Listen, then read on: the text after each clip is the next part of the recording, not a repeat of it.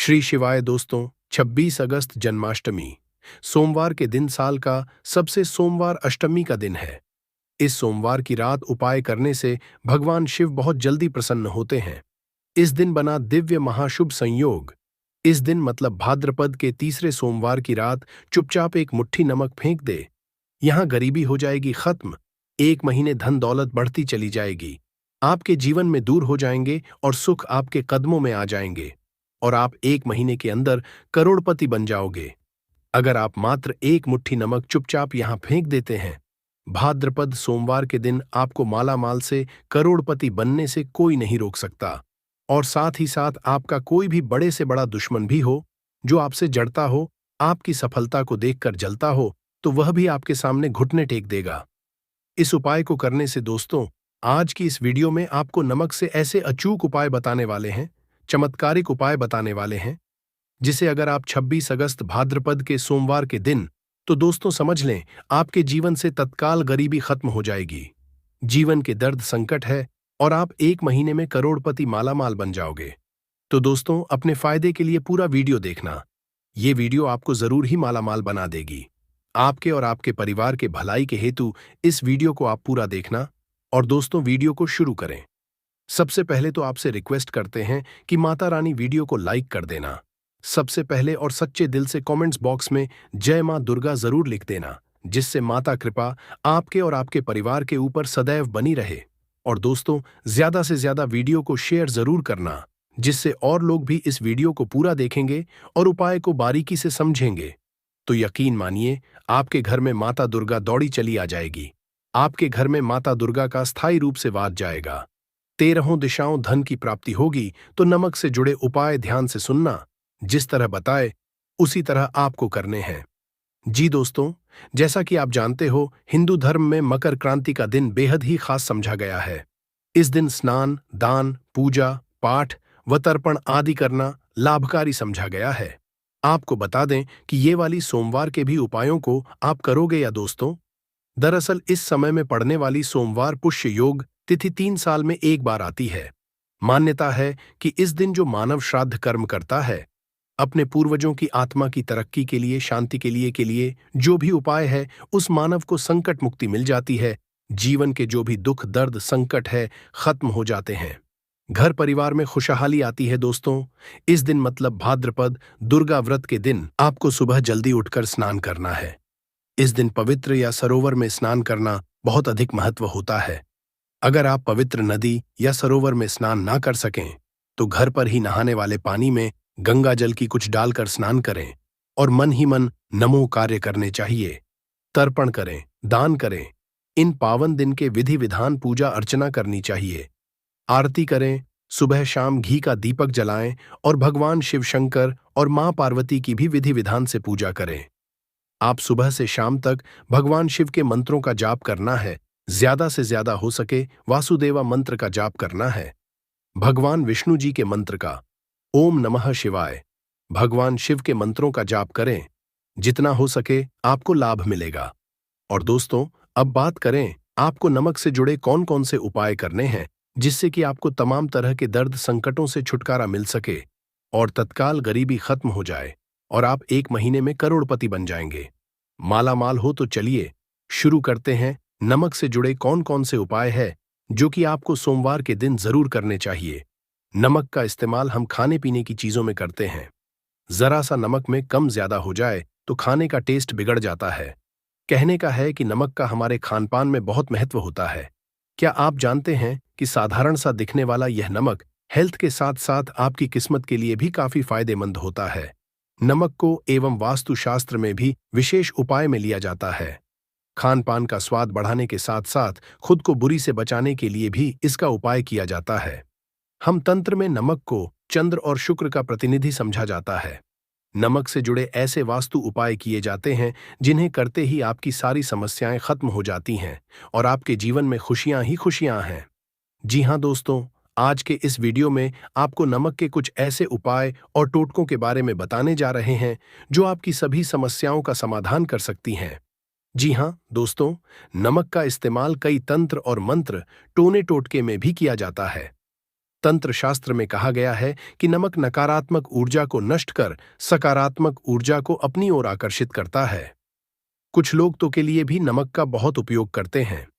सबसे पहले तो आपको बता दें कि नमक का होता है आयोडाइन, काला नमक डली या साबुत नमक और सेंधा नमक। तंत्र मंत्र में घर की परेशानियों से छुटकारा पाने के लिए काला नमक या नमक का यूज किया जाता है। ऐसा कहा है कि नमक को कभी भी किसी मानव को अपने सीधे हाथ से नहीं देना चाहिए।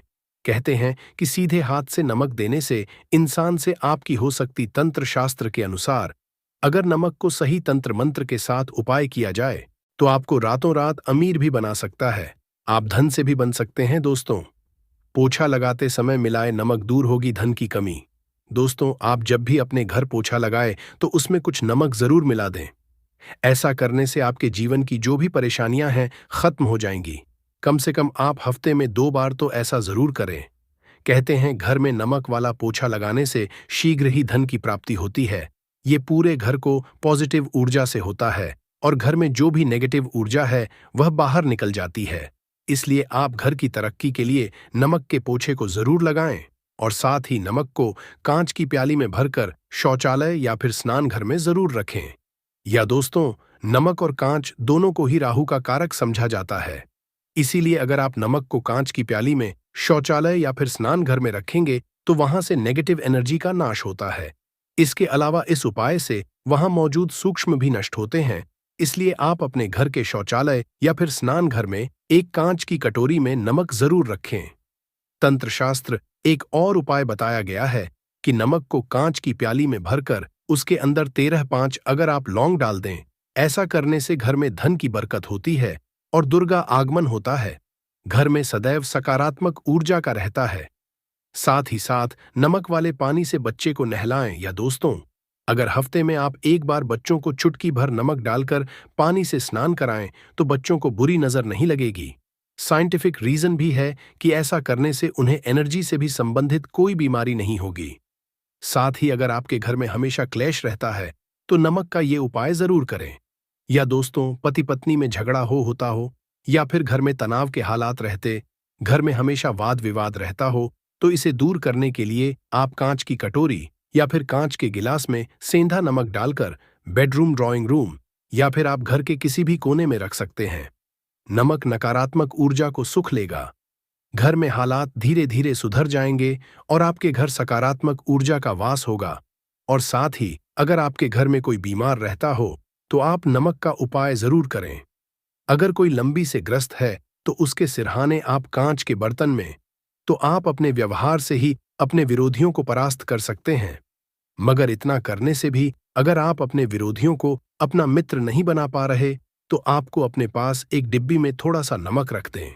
1 हफ्ते बाद उस नमक को बदलकर दोबारा नमक रखें।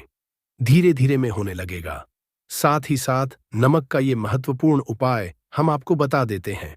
जिन लोगों को नौकरी नहीं मिल रही या फिर बिजनेस में घाटा हो रहा है तो उनके लिए शास्त्र में ये उपाय बताया गया है। इसके लिए आपको अपने हाथ में पिसा हुआ नमक लेकर उसे सिर पर से बाहर घुमा लेना है। फिर आप इस नमक को दरवाजे के बाहर फेंक दें। ऐसा लगातार 3 दिन करें। अगर इससे भी आपको लाभ ना मिले तो नमक को सिर पे से 3 बार उतारकर शौचालय में डालकर आपको फ्लैश कर दें। इससे आपको जल्द फायदा कम मिलेगा। साथ ही ज्योतिष शास्त्र के अनुसार साबुत नमक या डली वाला नमक को लाल कपड़े में बांधकर अपने घर के मुख्य द्वार पर बांध दे। इसे आप अपने कार्य क्षेत्र में भी द्वार पर भी टांग सकते का संतेरा होता है। साथ ही डली वाले नमक को लाल रंग के कपड़े में बांध ले। राहु केतु ग्रह समझा गया है। वास्तु शास्त्र के अनुसार नमक कांच दोनों का ही संबंध राहु और नकारात्मक ऊर्जा का केतु से है। ऐसे में कांच की कटोरी में नमक भरकर बाथरूम में रख दें। ऐसा करने से वह केतु के अशुभ असरों से मुक्ति मिलती है और सकारात्मक ऊर्जा घर में बनी रहती है। घर परिवार में सुख समृद्धि होती है। परंतु ध्यान रखें कि नमक को हर 15 दिन के बाद आप जरूर बदलें और साथ ही साथ भोजन करते समय आपको दाल या सब्जी में अगर नमक या मिर्च कम लगे तो ऊपर से आप उसमें नमक और मिर्च ना डालें। ऐसे में आप काला नमक या काली मिर्च का ही उपाय करें। ऐसा करने से शनि मंगल का दुष्असर भी नहीं होगा। साथ ही अगर आप पैसों की किल्लत से जूझ रहे हैं, पैसों की किल्लत आपको परेशान कर रही है, तो आप क्या करें? कांच के गिलास में सेंधा नमक अब 2 लौंग डालकर, जिसे आप अपनी तिजोरी या फिर अलमेरा या फिर अपने घर के जो किचन वहां पर रख सकते हैं, भिगोने में। या दोस्तों, ऐसा करने से नेगेटिव एनर्जी खत्म होगी और पॉजिटिव एनर्जी घर में प्रवेश करेगी। और आपको ऐसा करने से आपके घर में कभी भी अन्न धन की कमी नहीं रहेगी और मां सदैव आपके पर आशीर्वाद बना रहेगा। और साथ ही साथ अगर आपको विरोधियों से बचना है तो नमक का यह उपाय करें। या दोस्तों, कार्यस्थल पर कई बार कुछ सहकर भी हमारे विरोधी हो जाते हैं। ऐसे में ना चाहते हुए भी कार्यस्थल में हमारे काम में बाधाएं आती और जो काम अच्छे से संपन्न करना चाहते हैं वह नहीं कर पाते। जाहिर है, अगर आपके मन में ईर्ष्या और द्वेष की भावना नहीं है, नमक डालकर जरूर चाहिए। ऐसा करने विरोधी द्वारा लिए फैलाई जा रही नकारात्मकता नष्ट हो जाती है। और साथ ही साथ अगर आर्थिक स्थिति को मजबूत बनाना है तो नमक का ये उपाय जरूर करें। या दोस्तों, अगर आप बहुत समय से आर्थिक परेशानियों का सामना कर रहे हैं, आपको ये पानी बदलना है। ध्यान रखिए, जो भी आप में नमक घोल कर रखें वह कांच की शीशी होनी चाहिए। ऐसा करने से अपनी आर्थिक स्थिति में सुधार महसूस होने लगेगा। आपको धन के बनने लगेंगे दोस्तों। साथ ही साथ धन की देवी मां दुर्गा को प्रसन्न करने के लिए नमक का यह उपाय आप जरूर करें। यह दोस्तों, देवी धन की देवी मां दुर्गा को प्रसन्न करने के लिए आप एक लाल कपड़े में सफेद नमक के कुछ टुकड़े रखकर उसी के अंदर रखें। नमक केवल पानी में ही नहीं बल्कि हल्की हवा में भी घुल जाता है। ऐसे में जब भी आपको महसूस हो कि लाल कपड़े में रखा हुआ नमक खत्म होने लगा है तो आप में और नमक दें। या दोस्तों, लाल कपड़े में नमक बांधकर अपने तिजोरी में रख सकते हैं या फिर थोड़ा सा नमक लाल कपड़े में बांधकर आप अपने पर्स में भी रख सकते हैं। या दोस्तों, आपको धन लाभ प्राप्ति के योग्य बनेंगे और धीरे धीरे आपके धन में वृद्धि होने लगेगी। किसी न किसी माध्यम से आपको धन की प्राप्ति होने लगेगी। विदेशी लोग हाथों से नमक गिरने से अशुभ मानते हैं। ज्योतिष शास्त्र के अनुसार नमक को चंद्र और शुक्र का प्रतिनिधि समझा जाता है। नमक को स्टील या लोहे के रखते हैं तो ये चंद्र और शनि का मिलन होगा, जो कि बहुत ही घातक सिद्ध होता है। यहां तक कि आप कंगाल भी हो सकते हैं। ये रोग और शोक का कारण बन जाता है। नमक को किसी के पात्र में भी भूलकर भी नहीं रखना चाहिए। नमक को कांच के पात्र में ही रखना चाहिए। बहुत ही शुभ समझा जाता है। जब कोई मानव नमक को लोहे के बर्तन में या प्लास्टिक के बर्तन में रख देता है तो उसे गरीबी का करना पड़ता है। चंद और हो जाते हैं दोस्त। अक्सर खाने में नमक कम हो जाता है और तब आप ऐसी स्थिति में थोड़ा नमक लेकर खाने में डालते हैं और बाकी फेंक देते हैं, जो कि बहुत ही अशुभ समझा जाता है। नमक का गिरना बिल्कुल भी अच्छा नहीं समझा जाता। गुलगार या जैसे इसे दुर्भाग्य और विवाद का सूचक समझा जाता है। भारत में इसका गिरना बहुत ही अशुभ समझा गया है। नमक को गिराने से चंद्रमा और शुक्र दोनों कमजोर हो जाते हैं, जिसके कारण भी साथ छोड़ देती है और आजीवन आपको गरीब रहना पड़ता है। नमक की कदर करें दोस्त, और उधार कभी किसी का नमक नहीं खाना चाहिए। कहते हैं नमक का हक का अदा करना है, इसीलिए कभी किसी का नमक उधार मांगकर नहीं खाना चाहिए। इससे उल्टा बुरे दिन शुरू हो सकते हैं। नमक हमेशा धन खरीदना चाहिए, इससे आपका छंद और शनि मजबूत होगा। अगर आप गलती से भी किसी का नमक खाकर भूल गए हैं तब भी आपको शनि के प्रकोप का सामना करना पड़ सकता है। दोस्त, शास्त्रों के अनुसार समझा जाता है कि शाम के कभी किसी से नमक नहीं लेना चाहिए और ना ही देना चाहिए। जब आप अपना नमक शाम के समय किसी और को दे देते हैं तो आपके घर की सुख समृद्धि ही चली जाती है। साथ ही साथ नमक लेने वाला भी बर्बाद है। इसीलिए शाम के समय नमक नहीं लेना चाहिए दोस्त। और नमक मिले पानी से पोछा लगाने से घर में जितनी भी नकारात्मक ऊर्जा होती है वो नष्ट हो जाती है।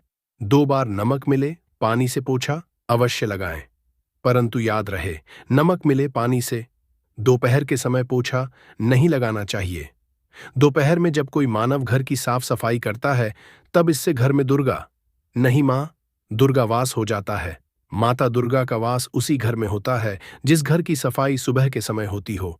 शास्त्रों के अनुसार समझा जाता है कि सूर्योदय होने से पहले घर का दरवाजा खोल लेना चाहिए, नहीं तो माता दुर्गा आपके घर में प्रवेश नहीं कर पाएगी।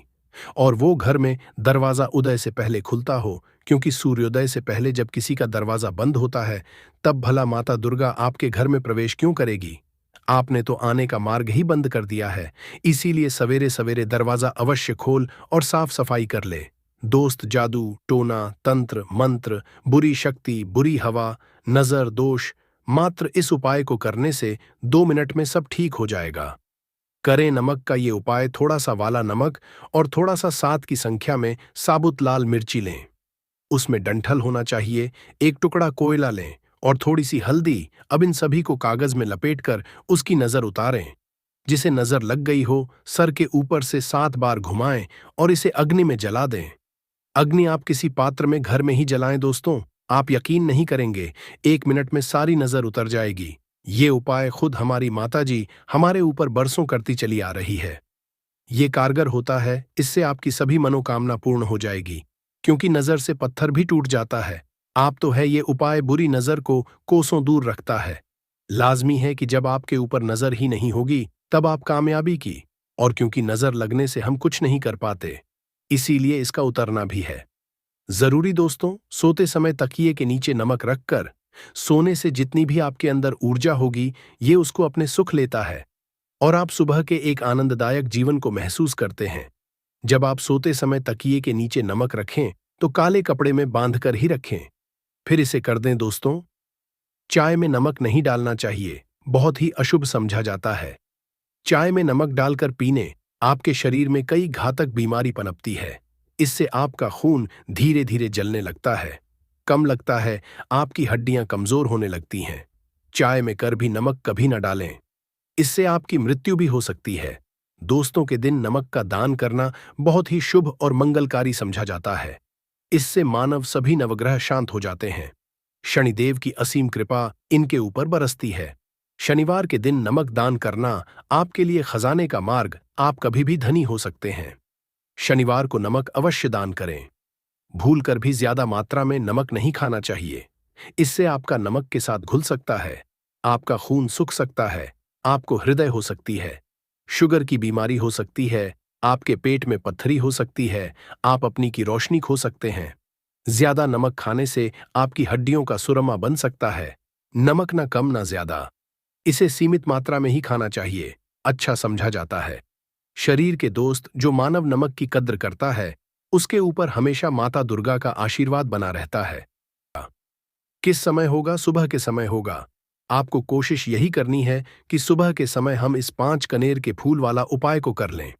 पर किसी कारणवश अगर आप सुबह इस उपाय को न कर पाओ, कहीं काम से जाना हो या किसी और काम की वजह से आप उपाय को न कर पाओ, तो आपके पास फिर दूसरा मौका रहेगा, जो कि शाम के समय का रहेगा, प्रदोष काल का रहेगा। अब दोस्तों, प्रदोष काल का समय भी एक बहुत ही लोगों के मन में प्रश्न बन जाता है कि दोस्तों, यह समय होता कब है, कितने बजे से लेकर कितने बजे यह समय होता है, ताकि हमें उपाय के लिए जो है करने का समय पता लग जाए तो हम आपको बता दें। प्रदोष काल का जो एक समय होता है, शाम का समय, वो होता है शाम के 6 बजे से लेकर शाम के 7 बजे के बीच का। इस समय के बीच में आप उपाय को करेंगे तो आपको उस उपाय का जरूर फल मिलेगा। तो शाम के 6 बजे से लेकर शाम के 7 बजे के बीच में आप लोग इस 5 कानर की फूल वाले उपाय को कर सकते हो। तो भैया, बहुत सारे लोग यहाँ पर ये प्रश्न भी जरूर करेंगे कि दोस्तों, हम तो नौकरी पे जाते हैं, हम अपनी ड्यूटी पे जाते हैं और आने में हमें देर हो जाती है, तो उस जगह पर हमें क्या करना चाहिए? तो देखिए, उन लोगों को भी टेंशन लेने की जरूरत है। अगर आप लोग इस उपाय को शाम के समय प्रदोष काल में कर रहे हैं और अगर आप आने में देरी भी हो जाती है, आपको आने में 7 बजे तक आप नहीं पहुंच पाते हो, तो दोस्तों, आप 7 या रात 8 बजे तक भी अगर उपाय को करोगे तो भी चल जाएगा। और अगर इससे भी थोड़ा देर हो जाती तो भी आप उपाय को कर सकते हो, क्योंकि सोमवार अष्टमी का दिन है। यह दिन बहुत ही कम आता है पूरे साल भर में, इसलिए जब आपको मकान मिल जाए, जब आप इस उपाय को जरूर कर लेना। कोई भी उपाय हो, आप कभी भी कर सकते हो। सोमवार अष्टमी के दिन बस कोशिश करना कि समय के थोड़ा अंतर्गत ही कर लो। पर किसी कारणवश अगर ना कर पाओ तो फिर आप थोड़ा देरी से भी कर सकते हो। आपको उपाय का फल जरूर मिलेगा, क्योंकि भगवान शिव बहुत ज्यादा प्रसन्न होते हैं सभी भक्त गणों से जो उनको प्रसन्न करते हैं। तो अब हम यहां पर समझते हैं कि आपको उपाय कैसे करना है। सबसे पहली चीज दोस्तों, ये जो है, ये 5 कनेर के फूल वाला उपाय है। तो सीधी सी बात है, इस उपाय में हमें 5 कनेर के फूल तो लेने ही लेने पड़ेंगे। अब यहां पर एक सबसे बड़ी गलती होती है जो कि आप उपाय में करते हो और आपको पता भी नहीं लगता है, जो कि हम आपको बताते हैं। देखिए, जो आप 5 कनेर के फूल लेकर आओगे। सबसे पहले तो कनेर का फूल आप लोगों को पता होगा कि कैसा होता है। हम आपको जब भी बता देते हैं, कनेर के फूल वो होते हैं जो कि पीले कलर के होते हैं, लंबे लंबे से होते हैं। आप लोगों ने देखे भी होंगे। आप लोगों ने जो थंबनेल में फूल देखा हुआ था, वही कनेर का फूल होता है। तो आप लोगों को वैसे ही 5 कनेर के फूल लेकर आने हैं। ये कनेर के फूल आप लोगों को बहुत आसानी से मिल जाते हैं। बस आपको इसका पेड़ ढूंढना होता है और बहुत सारे फूल उसमें लगे हुए होते हैं। कुछ भी कमी नहीं होती है। बस दोस्तों, आपको यहाँ पर ध्यान इस बात का रखना है कि अगर ये 5 कनेर के फूल जो है, मतलब फूल का पेड़ जो है, कहीं बाहर लगा हुआ है, वो किसी के अंडर में नहीं लगा हुआ है, किसी का वो पेड़ नहीं है, तो आप बिना पूछे जो है वह कनेर के फूल तोड़कर ला सकते हो। पर अगर कोई सा कनेर का पेड़ किसी के घर के अंदर लगा हुआ है और आपको वह कनेर के फूल उसके घर के अंदर से चाहिए, तो दोस्तों उससे पहले पूछना कि दोस्तों हम जो है आपके पेड़ में से 5 कनेर के फूल ले लें या कनेर के फूल ले लें। दोस्तों पहले उससे पूछना, क्योंकि ये वाले जो 5 के फूल आप लोग ले रहे हो, ये उपाय के लिए ले रहे हो, और भगवान शिव जी को उपाय जब हम करते हैं तो दोस्तों पूर्ण रूप से जो है हम पूरे विधि विधान से करते हैं। तो इसीलिए अगर आप किसी के घर में के अंदर जो पेड़ लगा हुआ है, कनेर का, उस पेड़ से अगर ये फूल ले रहे हो, तो दोस्तों पहले उस घर के मुखिया से पूछ लेना कि हम आपके पेड़ से कनेर के फूल ले लें। अगर वो हाँ कह देता है, तो दोस्तों उसके बाद आप उसके पेड़ से 5 कनेर के फूल ले लेना। कोई कनेर का पेड़ जो है ऐसे ही बाहर लगा हुआ है, खुले में लगा हुआ है, उस पर किसी का भी कब्जा नहीं है, तो वो आप जो है बिना पूछे भी उस पेड़ में से तोड़ सकते हो। पर किसी के घर के अंदर लगा हुआ है, तो उससे सकर ही 5 कनेर के फूल उसके पेड़ में से लेना। अब आपके पास 5 कनेर के फूल भी आ चुके हैं। अब दोस्तों, कनेर के फूल के साथ में क्या हमें सीधा उपाय करना है या कुछ सामग्री भी लेकर जाना है? तो देखो, कोई भी उपाय जब हम करते हैं तो सीधा हम उपाय जाकर नहीं करते हैं। उससे पहले हम भगवान शिव जी की पूजन अर्चना भी करते हैं। तो देखो, अगर यह उपाय आप सुबह के समय कर रहे हो, प्रातःकाल कर रहे हो, तो आप लोगों को अपने साथ में कम से कम 1 लौटा जल तो जरूर लेकर जाना ही जाना है। सोमवार अष्टमी का दिन रहेगा। वैसे ही माताएं बहनें अपनी पूजन सामग्री लेकर जाएंगी, तो उन लोगों के लिए कोई दिक्कत नहीं है जो प्रतिदिन शिवजी मंदिर जाते हैं या सोमवार अष्टमी के दिन अपनी पूरी पूजन सामग्री लेकर जाएंगे। दोस्तों वो वैसे के वैसे ही लेकर जाएं। ये बात उनके लिए है जो कुछ भी लेकर नहीं जाएंगे। दोस्तों वो बस 1 लौटा जल तो जरूर लेकर जाए। अगर वह इस उपाय को 5 कनेर के फूल वाले उपाय को कर रहे हैं, उसी के बाद में दोस्तों शाम के समय की बात करें, तो दोस्तों शाम के समय अगर आप लोग इस 5 कनेर के फूल वाले उपाय को कर रहे हो, तो अपने साथ में एक गोल बाती का घी का दीप जरूर लेकर जाना। जो घी का दीपक लोगे वो आटे का होना चाहिए। आटे का होने के साथ में उसके अंदर गोल बाती रखा आएगी। वो गोल बाती आप अपने हाथों से बनाओगे तो ज्यादा बेहतर होगा। साथ ही में उस दीपक के अंदर जो मतलब चीज डलेगी, वो डालेगी शुद्ध देसी गाय का घी। उसके अंदर शुद्ध देसी गाय का घी ही डालना, ना भैंस का डालना, ना मिलावटी बाजार का घी डालना। इस बात का भी आप लोग ध्यान रखना। अगर आपको उपाय का फल चाहिए तो दोस्तों करना क्या है, देखो सुबह अगर उपाय कर रहे हो ना, तो अगर 12 बजे तक भी उपाय करोगे तो भी कोई दिक्कत वाली बात नहीं है, कर सकते हो। सोमवार अष्टमी का दिन बार बार नहीं आता है। आपको पहुंचना है सबसे पहले तो अपने घर के पास में जो शिव मंदिर हो, शिवालय हो, जहां पर शिवलिंग विराजित हो, वहां पर आप लोगों को पहुंच जाना है। अब वहां पर पहुंच करके सीधा हमें जाकर उपाय करने लग जाना है। नहीं, आपको पहले अपना शिव जी के मंदिर के अंदर करना है। भगवान शिव जी के दर्शन करना है। पहले आपको अपनी अपनी पूजन अर्चना करनी है, जैसे कि 1 लोटा जल जो लेकर गए हैं, दोस्तों वो 1 लोटा जल चढ़ा दें। इसके अलावा जो भी पूजन सामग्री है, आपकी फूल, धतूरा, गुलाल, अबीर, गुलाल, जो भी चीजें हैं, चंदन वगैरह, उन सारी चीजों से आप पूजन अर्चना कर सकते हो। पर जो उपाय के 5 कनेर के फूल हैं, वो आप अलग ही रखना, वो उपाय के समय ही हमें निकालने हैं। तो पहले आप अपनी पूजन कर लेना, जैसे आप शिवरात्रि के दिन करते हो, शिवरात्रि के अष्टम के दिन करते हो, वैसे आप अपनी पूजन अर्चना कर लेना। इसी तरीके से शाम के समय है, शाम के समय जब आप अपने घर के पास में जो शिव मंदिर हो वहां पर पहुंचोगे, तो पहुंचने के बाद आप पहले अपना वह घी का दीपक जलाना। अब घी का दीपक जलाने में भी इस बात का ध्यान रखना, इस घी के दीपक को आपको अपने घर से जलाकर नहीं लेकर जाना है और मंदिर में जाकर भी जलाना है, और मंदिर में जाकर जलाओगा तो उसे अपनी माचिस से ही जलाना है। अपने घर से इस दीपक को जलाने के लिए अपनी माचिस लेकर आना। अगर आपने मंदिर में किसी और की माचिस ले ली, इस दीपक को जलाने के लिए अगर आप शाम के समय इस वाले उपाय को कर रहे हो, तो दोस्तों इस उपाय को करने का फल जो है उस व्यक्ति को भी मिल जाएगा जिस व्यक्ति की आपने माचिस ली होगी। इसलिए आप अपने घर से अपनी ही माचिस लेकर जाएं। उसके बाद में दोस्तों आप लोगों को एक बात का और ध्यान है कि जब आप उस दीपक को जला दो, जलाने के बाद उस दीपक से आप चाहो तो आरती भी उतार सकते हो, अन्यथा कोई दिक्कत वाली बात नहीं है। आप उस दीपक को भगवान शिव जी के इतने पास मत रखना कि भगवान शिव जी को आंच लगी, थोड़ी दूरी बनाकर ही जो है आप उस दीपक को जो है भगवान शिव जी के शिवलिंग के पास में रखना, क्योंकि अभी हम जो है भगवान शिव जी को प्रसन्न करने वाले हैं। तो इसीलिए जो है भगवान शिव जी को आंच न लगे, इतनी दूरी बनाकर उस दीपक को रख दीजिएगा। जैसे ही आपकी पूजन अर्चना हो जाती है, आप जल चढ़ा देते हैं। सुबह के समय गए तो जल चढ़ा देते हैं, पूजन अर्चना हो जाती है, फिर आप उसके बाद में भगवान शिव जी की शिवलिंग के पास में कहीं पर भी बैठ जाइए, सामने बैठ जाइए या आसपास बैठ जाइए। उसी तरीके से शाम के समय है, दीपक जैसे ही लग जाए तो दोस्तों आप अपना उपाय को यहां पर कर सकते हैं। और उपाय को करने से पहले आप अपने वह 5 कनेर के फूल कर लीजिए, क्योंकि अब हम यहां पर उपाय को करने वाले हैं।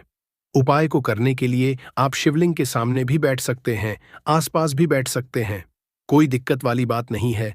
अब हमारे पास 5 कनेर के फूल हैं, तो सीधी सी बात है कि इन 5 कनेर के फूलों को हमें 5 अलग अलग जगहों पर यहां पर चढ़ाने हैं। अब वो 5 अलग अलग जगह कौन सी हैं वो हम आपको बताते हैं। देखिए 5 अपने कनेर के फूल आप अपने सामने निकाल कर रख लीजिए।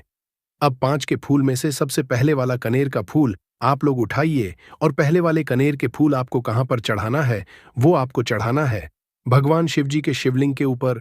जो गणेश जी वाला स्थान होता है वहां पर अब भगवान शिव जी के शिवलिंग के ऊपर गणेश जी वाला स्थान कहां पर होता है? भगवान शिव जी की शिवलिंग होती है, शिवलिंग की जलाधारी होती है। जलाधारी का जो राइट हैंड साइड होगा, मतलब शिवलिंग की तरफ से खड़े होकर देखना कि भगवान शिव जी का सीधा हाथ कौन सा है, राइट हैंड साइड कौन सा है। राइट हैंड साइड पर आपको ये पहले नंबर का कनेर का फूल समर्पित करना है, और जो फूल का खिला हुआ भाग होगा ना वो शिवलिंग की तरफ करके ही आप लोग जो है इस पहले नंबर के फूल को भगवान गणेश जी वाले स्थान पर समर्पित करना, जलाधारी के राइट हैंड साइड पर। अब दोस्तों निकाल लेना अपना दूसरे नंबर का कनेर का फूल। अब दूसरे नंबर के कनेर के फूल को आपको कहां पर समर्पित करना है, या आपको समर्पित करना है भगवान कार्तिकेय जी वाले स्थान पर। अब गणेश जी स्थान राइट हैंड साइड पर होता है, तो कार्तिकेय जी वाला स्थान लेफ्ट हैंड साइड पे होता है, जलाधारी के ऊपर है। तो जलाधारी के ऊपर जो लेफ्ट हैंड साइड का जो हिस्सा है वहां पर कार्तिकेय जी के स्थान है। तो इस दूसरे नंबर के फूल को आप वहां मतलब वहां पर समर्पित कर देना और भगवान से प्रार्थना कर लेना, और फूल का खिला हुआ भाग शिवलिंग की तरफ ही होना चाहिए। अब बात आती है तीसरे कनेर के फूल की, तो तीसरे कनेर के फूल को भी को लेना है, और इस तीसरे कनेर के फूल को आपको माता अशोक चंद्र जी वाले स्थान पर समर्पित करना है। अब ये माता अशोक सिंद्र जी का स्थान कहां पर होता है दोस्तों? ये जो स्थान होता है ये जलाधारी के बिल्कुल बीचों बीच में होता है। आपने पहला फूल भगवान गणेश जी वाले स्थान पर चढ़ाया, दूसरा फूल कार्तिकी जी वाले स्थान पर चढ़ाया। अब ये तीसरा फूल जो है इन दोनों फूलों के बीचों बीच चढ़ेगा, मतलब जहां पर माता अशोक सुंदर जी स्थान होता है, खिला हुआ भाग शिवलिंग की तरफ करके ही जो है इस तीसरे नंबर के फूल को आप समर्पित कर देना माता असक चंडी वाले स्थान पर। अब बात आती है चौथे नंबर के फूल की, तो दोस्तों जो चौथे नंबर का फूल होगा ये आप लोगों को कहां पर समर्पित करना है? ये आप लोगों को समर्पित करना है भगवान शिवाजी की शिवलिंग के ऊपर जो एक पात्र टंगा हुआ होता है जिससे बूंद बूंद करके जल टपकता है, जिसके अंदर शिवजी की 5 बेटियों का स्थान होता है, जया, विषहरा, शामली, बारी दोतली और देव। उस पात्र के अंदर जो है आप लोगों को क्या करना है? ये चौथे नंबर के फूल को समर्पित करना है। अगर किसी कारणवश आपका वह पात्र जो है शिवलिंग के ऊपर जो पात्र होता है जिससे बूंद बूंद करके जल टपकता है वह पात्र उपस्थित ना हो, तो आपको क्या करना है कि शिव जी की 5 बेटियों का नाम लेकर, जया, विषहरा और देव का नाम लेकर जो है इस चौथे नंबर के फूल को आपको जलाधारी के ऊपर ही कटी शिवलिंग का जो कटी भाग होता है, मतलब जलाधारी के ऊपर ही जो भाग होता है वहां पर समर्पित कर देना इस चौथे नंबर के फूल को। उसके बाद में दोस्तों बात करते हैं आखिरी नंबर के 5वें नंबर के फूल को, जो कि आखिरी फूल है हमारा। इस 5वें नंबर के फूल को आपको क्या करना है? अगर आपके मतलब जिस मंदिर में आप गए हो, पर अगर त्रिशूल लगा हुआ है, तो दोस्तों त्रिशूल का एक मध्य भाग होगा, जहां से वो त्रिशूल के तीनों भाग निकले हुए होंगे। तो आपको वो त्रिशूल का एक मध्य भाग देख लेना है। उस मध्य भाग पर आपको इस 5वें नंबर के कनेर के फूल को छुआ है, स्पर्श कराना है, और स्पर्श कराने के बाद इस 5वें नंबर के फूल को आपको क्या करना है? भगवान शिव जी की शिवलिंग के ऊपर समर्पित कर देना है। अब दोस्तों, अगर वह मतलब जो है त्रिशूल ना भी हो आपके मंदिर में उपस्थित, तो आप सीधा सीधा ये जो 5वें नंबर का कनेर का फूल है या भगवान शिव जी की शिवलिंग के ऊपर समर्पित कर देना। बस ध्यान इस बात का रखना कि जो खिला हुआ भाग है फूल का, वो सामने की तरफ होना चाहिए, जलाधारी की तरफ होना चाहिए, और डंडी का जो भाग है वो शिवलिंग के पीछे की तरफ होना चाहिए। फूल की तो इस बात का आप लोगों को ध्यान रखना है। जैसे ही आप लोग को ये पांचों फूल समर्पित कर दे देते हैं, वहीं पर भगवान शिव जी के शिवलिंग पास में बैठकर जो है हाथ जोड़कर विनती कर कर अपनी वह मनोकामना बोलना। जिस मनोकामना के लिए आप लोग ये वाला उपाय कर रहे हो, अपनी वह दुख और समस्या बोलना जिसके लिए आप लोग अपना ये वाला उपाय कर रहे हो। अपनी किसी भी एक मनोकामना के लिए ये वाला उपाय करना। 2-3 मनोकामना एक साथ मत बोलना। कोई भी एक मनोकामना बोल देना। अपने 5वें नंबर के फूल को चढ़ाने के बाद और चढ़ा दो, तो दोस्तों 2 मिनट भगवान शिव जी के का जाप कर लेना।